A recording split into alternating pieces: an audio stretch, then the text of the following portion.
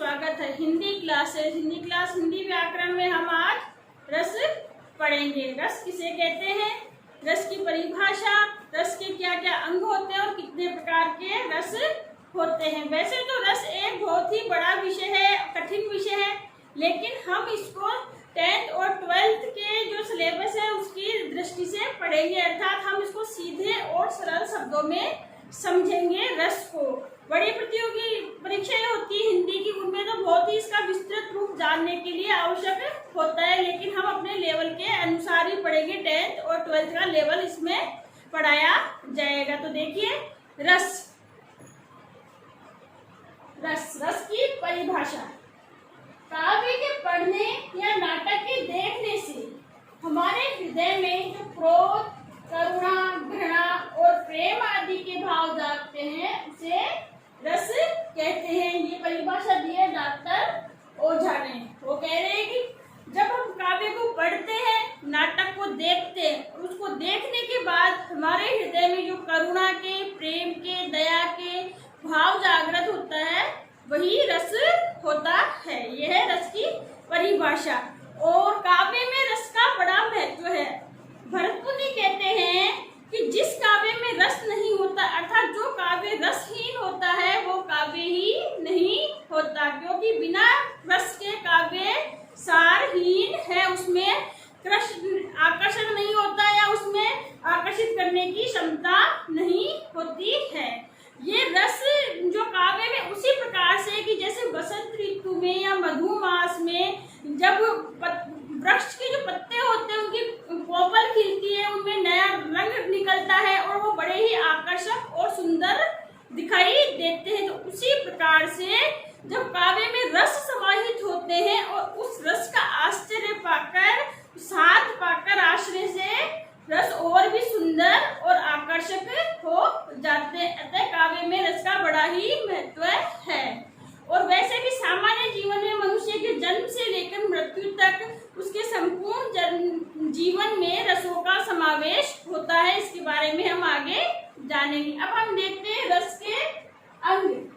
रस के 4 अंग होते हैं: विभाव, अनुभाव, संचारी भाव और स्थायी भाव। ठीक है। अब विभाव किसे कहते हैं, रस में विभाव किसे कहते हैं कि जिस कारण से हृदय में भाव जागृत होते हैं, अर्थात जो कारण होता है और जिस कारण से हमारे हृदय में भाव जागृत होता है, रस जागृत होता है, उसे कहते हैं विभाव।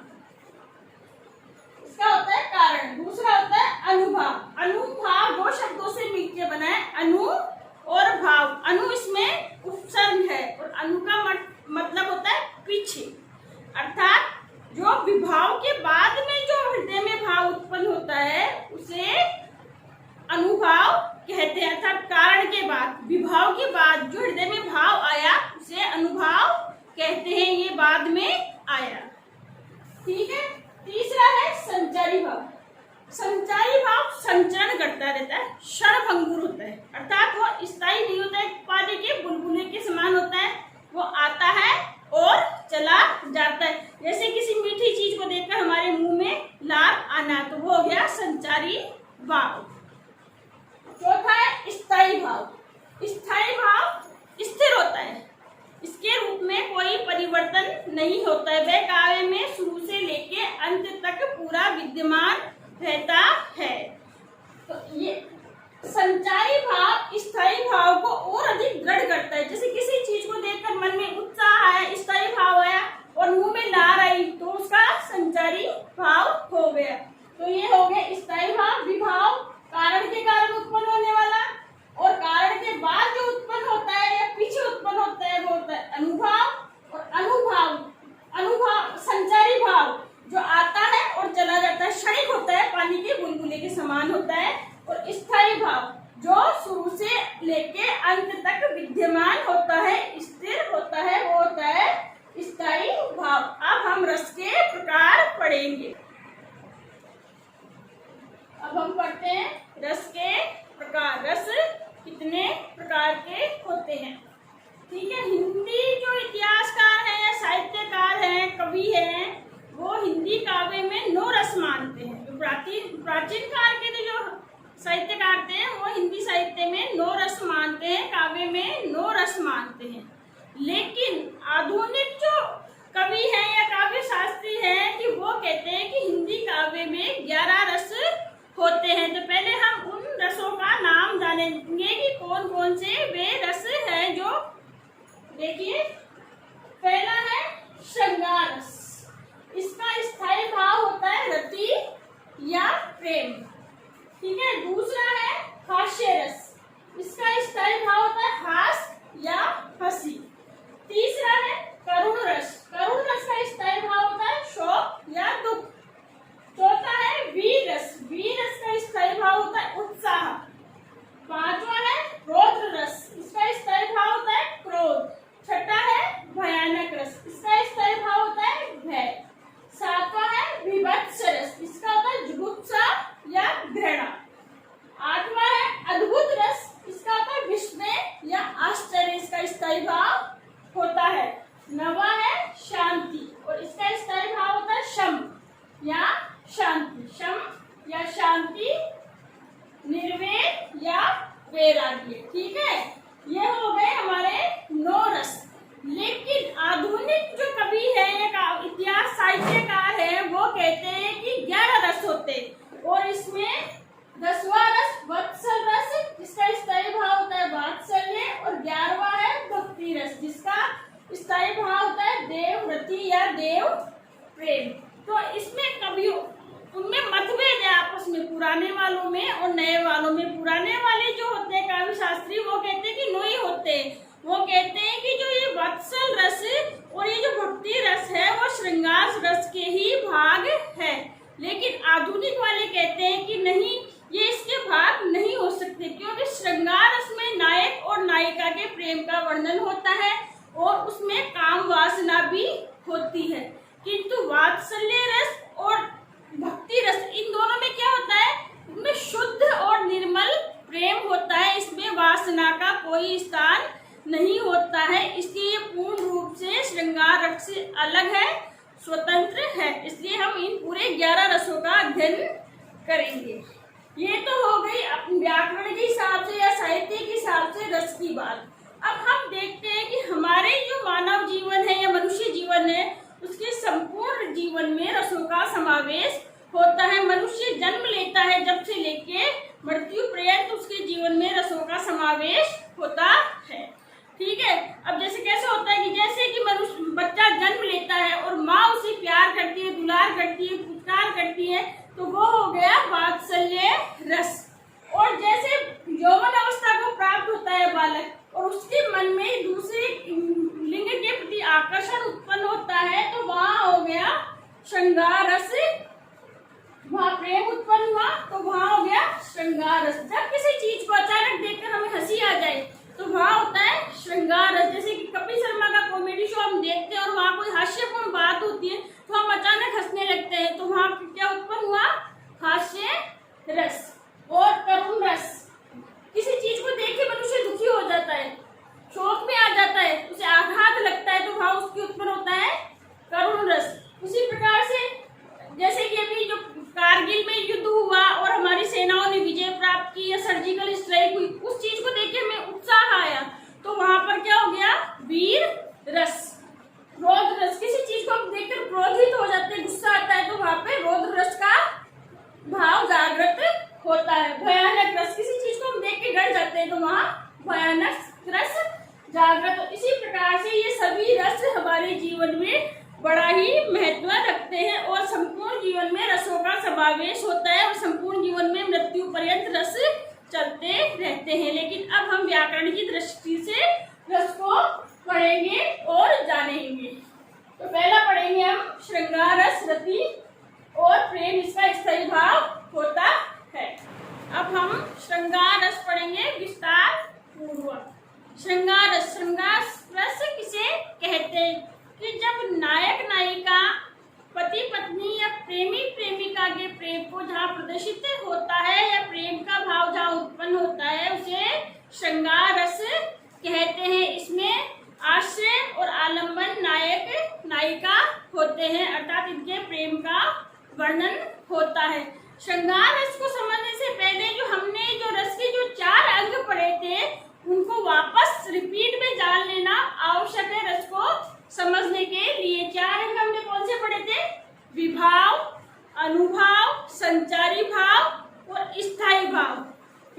यानी कारण, अनुभाव यानी कारण के बाद जो उत्पन्न होने वाला, संचारी भाव जो कि क्षणभंगुर होता है, स्थायी भाव जो पूर्ण रूप से या स्थिर रहता है। अब इसको हम एक उदाहरण से समझेंगे कि जैसे मानो कि हम बाजार गए और बाजार में हमने एक उसका चाट का ठेला देखा, पानी पूरी का ठेला देखा, तो हमारी इच्छा हुई कि हम पानी पूरी खाएं और हमारा जी ललचाया उसको खाने के लिए, और हम उस ठेले के पास चले गए और वहां से हमने प्लेट में पानी पूरी ली और खा ली। अब इसमें क्या हुआ, रस जागृत हुआ, लेकिन कैसे जागृत हुआ, इसमें कारण क्या हुआ कि पानी पूरी का ठेला देखा, तो इसमें विभाव क्या हो गया, वो पानी पूरी, इसको हमने देखा, वो कारण हो गया। ठीक है, अब इसमें संचारी भाव क्या हुआ कि उसको देख के हमारे मन में लार आई, जो मुंह में लार आने लगी और हमारे अजीब सी फील होने लगा, अच्छा लगने लगा, तो वो हो गया उसका संचारी भाव। क्षणभंगुर के लिए लार आई तो वो हो गया संचारी भाव। और इसका स्थायी भाव क्या हुआ, पानी पूरी का ठेला देखते ही हमारे मन में हर्ष हुआ, खुशी हुई, तो वो हो गया उसका स्थायी भाव। और अनुभाव क्या हुआ, हमने पानी पूरी ली और हमने खा ली, अर्थात विभाव के बाद की जो क्रिया वो हो गई उसका अनुभाव। ठीक है, ये हमने इसके 4 प्रकार के उसको समझ लिए हैं। तो अब हम समझेंगे श्रृंगार रस का। हमने बता दिया कि जहाँ नायक नायिका, प्रेमी प्रेमिका की प्रेम का वर्णन होता है, वहाँ श्रृंगार रस होता है। इसका स्थायी भाव प्रेम होता है। श्रृंगार रस के देवता विष्णु माने जाते हैं, जिनका वर्ण या रंग श्याम होता है, इसलिए श्याम रंग या कृष्ण रंग प्रेम का प्रतीक होता है। श्रृंगार रस के जो 2 रूप होते हैं, एक तो संयोग श्रृंगार और एक वियोग श्रृंगार। संयोग श्रृंगार में क्या होता है कि जब प्रेमी प्रेमिका या नायक नायक प्रत्यक्ष रूप से एक दूसरे के सामने होते हैं, वार्तालाप करते हैं, देखते हैं, आलिंगन होता है, इस प्रकार की जब उनमें भाव होते हैं, इस प्रकार की जब क्रियाएं होती है, तो वहाँ संयोग श्रृंगार रस होता है। अर्थात एक दूसरे के सामने है, वो मिल रहे हैं, बातें कर रहे हैं, वार्तालाप कर रहे हैं, देख रहे हैं और एक दूसरे की तारीफ कर रहे हैं या उसके नायक नायिका की तारीफ कर रहे हैं, तो प्रत्यक्ष रूप से हो गया, तो ये हो गया संयोग श्रृंगार रस। इसको अब एक उदाहरण से समझेंगे। उदाहरण देखिए, बतरस लालच लाल की मुरली धरी दुकान, सो करे बोहनी हसे देन कहे नटी जारी। अब इसमें क्या होता है, इसलिए उदाहरण देखिए, संयोग श्रृंगार का बहुत ही सुंदर उदाहरण है। इसमें देखिए कि जो कृष्ण आते हैं वो रोज आते हैं राधा के पास में और मुरली बजाकर चले जाते हैं। वो कम बात करते, तो राधा को ये अच्छा नहीं लगता, राधा उनसे ज्यादा बातें करना चाहती है, उनसे और अधिक उन्हें अपने पास रखना चाहती है। तो एक दिन क्या करती है, वो कृष्ण की मुरली को छुपा लेती है, बातों का रस लेने के लिए, श्री कृष्ण की बातों का रस लेने के लिए उनकी मुरली को छुपा लेती है। तो कृष्ण को ढूंढते हैं चारों ओर, लेकिन उन्हें मुरली नहीं मिलती, तो उन्हें लगता है कि राधा से पूछता हूँ। तो राधा को बोलते हैं कि तुमने मेरी मुरली ली है, तो वो सौगंध खाती, नहीं कसम से मैंने तो नहीं ली, लेकिन वो ऐसे तिरछी आंखें करके बोहे चढ़ा के मुस्कुराने लगती है। तो इससे कृष्ण समझ जाते हैं कि मुरली तो इसी ने ली है। लेकिन जब कृष्ण उन्हें कहते हैं कि आप मेरी मुरली वापस दे दीजिए, तो राधा मना कर देती है, नटीजा यानी मना कर देती है। इसमें कैसे हुआ श्रृंगार रस, देखिए कि नायक कौन हुआ, कृष्ण, नायिका हुई राधा, दोनों एक दूसरे के सामने हैं, प्रत्यक्ष रूप से दोनों में वार्तालाप हो रहा है, बातचीत हो रही है और प्रेम का स्थायी भाव रति इसमें विद्यमान है। तो ये हो गया संयोग श्रृंगार रस।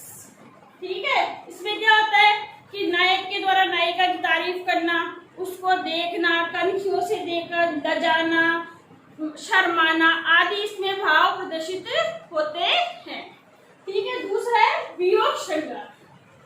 वियोग श्रृंगार में क्या होता है कि नायक और नायिका में किसी कारणवश दूरी आ जाती है या उनके मिलन में कोई व्यवधान उत्पन्न हो जाता है, अर्थात प्रत्यक्ष रूप से नायक और नायिका एक दूसरे जाते हैं तो वहाँ होता है वियोग श्रृंगार रस उत्पन्न होता है, उसे वियोग श्रृंगार रस कहते हैं।